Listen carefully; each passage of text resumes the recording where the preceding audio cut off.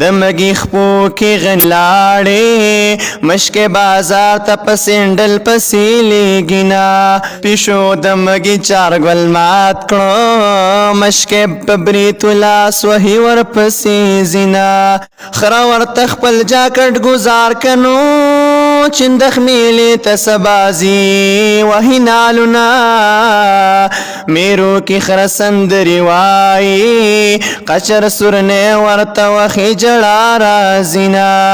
سبا د خړې خرې واده دې قچر بجاړي خربلتی ټکوینا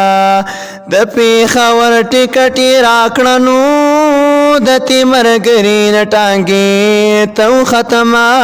پسترګو کون په غوړون شي ماتا تکل د لټي ویلې دینا پدوندا سي سترګي سرید کړنو مست لیلا پرنجو شونډي او تور وینا استاد کدو پشان غړې دنو ما سګاړې د منډای تب دیوړما خرچ ارن ور باندې وکړو پلوي سړک د ټانګې نل کې بریکونا کیدل د سپي سروغ وکړنو خړه خور شو بانګینا کوي بانګونا د یار ټیرونه می پینچر شو زکه زما د نصیب نه لګي بریکونا د هندوانو قدر کم کړو مارکیټ تنوي خټکی راغلی دینا د بوسوس خیبه درنه جوړ کړینو استاد موحد سکول سارندونا پمخمیغ برگی اوخ کی راغلی پلاون جنگو پسم سیو لگی دما سنڈے دی کٹکنا حلق جانانا دا غٹ سنڈے دا جنکو مزکوینا دا جنکو پیشندی جوکرنو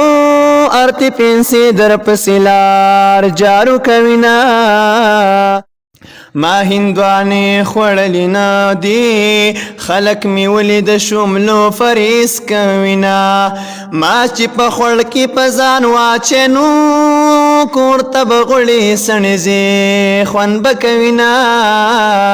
جنکۍ بیا ګودر ته راغلې ما به په سر باندې اوس خپل کلي ته وړینا